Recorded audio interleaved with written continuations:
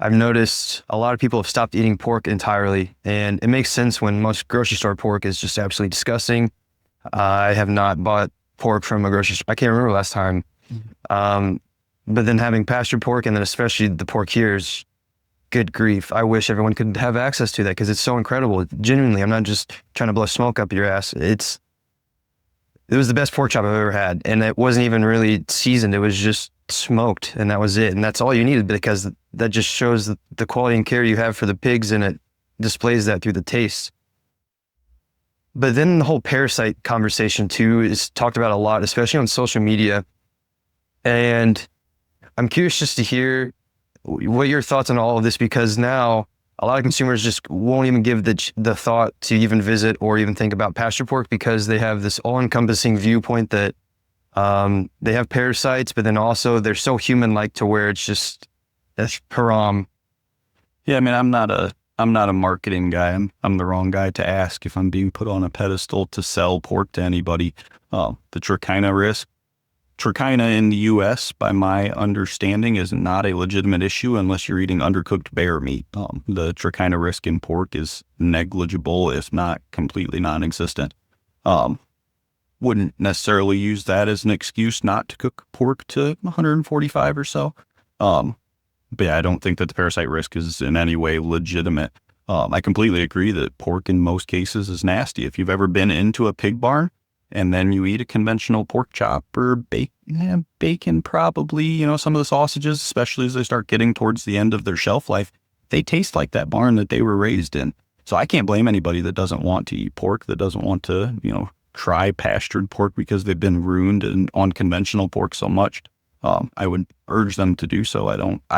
In my opinion, I don't see the meat that you get at the store as in any way being indicative of what is available out there. That, finding animals that are actually raised outside, that are fed appropriately, that are processed in a small processing plant, that are turned around fresh, that you get at the beginning of their shelf life rather than the end is just a completely different dining experience than something that was raised 1,000 miles away in a barn, ran down a line at 1,000 head an hour, and then's been sitting in somebody's cooler for 3 weeks or a month before you get to eat it. Just not even the same product, in my opinion. No, I've actually had conversations with friends too, where it literally made them physically sick from the pork from the grocery store, and then they stopped eating it for years, and finally tried some true pasture pork, and just mind blown because not only did it taste better, and you didn't feel like crap, but you could actually digest it all. I think the funniest one to me, and the one that I think gets people more riled up, and I don't really know why, but we've had several people that'll buy oddball cuts from us. Will buy hearts or livers or necks or whatever the case off the birds because they feed them to their dogs. And they say that, oh, well, we ran out of your livers at one point, so we just ran down to Walmart or whatever and picked up a package of chicken livers, and the dog wouldn't eat them. The dogs know that stuff in the store isn't even food. I don't know why we can't wrap our heads around that.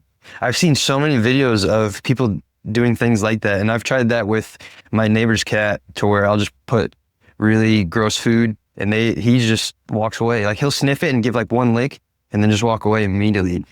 And that should be very telling too. I think that's so funny how, again, we continue to be gaslit on our food system so badly, and it's such an easy solution for the consumer. Go visit a farm. It's just literally one day. It could be just a couple hours. One quick Google search. That's another thing that I find hilarious too is people are like, I don't know what to do. We've got a supercomputer in our hands, so now I can literally don't even have to type and just say, where's a farm near me? And it'll just display everything. That's another really tough problem I think about a lot is our outsourcing of responsibility to everything but ourselves. And the pandemic, in a lot of ways, woke us up to that, but in a lot of ways worsened it. And the government is obviously, they try to force that on us. That's why they create the solution and the problem, because they want to control us all, essentially. I already lost my train of thought. Crap. I was blanking so heavily. What did I just say at the beginning of that? Personal responsibility. Personal responsibility. And that's why I love going out and actually getting your hands in the dirt and mud. It's, again, something that it's so hard to really grasp if you're not doing it. But then to me, that really does lead to taking on more personal responsibilities and going back to taking care of animals. That is huge for that, because what's so interesting, what the vegans always talk about, is how so many farmers and ranchers just abuse their animals, which sure, there's some videos out there and there are certain people that do that. But at the same time, I just read 2 days ago of a farmer in Michigan. I'm mutual with him on Twitter, and he just tweeted out how he felt so terrible and really didn't sleep well because he accidentally hurt the back of a pig, and it was all his fault entirely, 100%. Farmers and ranchers truly care about their animals. They do not, it makes no sense at all in any angle that you try to take. And that just adds to the responsibility of, it could be biblical, but to me, that's also adding into the domain, being in charge of the domain of sheep and pigs and cows and whatnot. So that's why I'm trying to figure out how to get people onto the farm. I'm just curious from your perspective, how can we do that? I honestly don't know. I mean, the reality of getting people out onto the farm is that it's an additional, an additional thing that you have to fit into your schedule that's already full. Full of Netflix and YouTube. Yeah.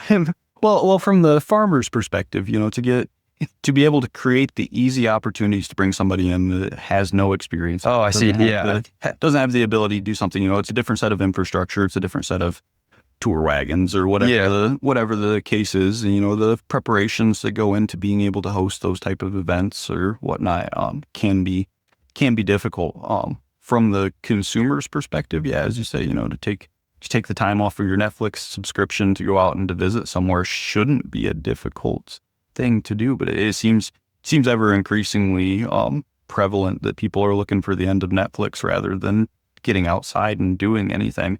They're facing all of the health implications of doing so. How prevalent are the GLP-1 drugs now from the same people that, have couch cushions that are completely destroyed because they're sitting in front of a screen all day.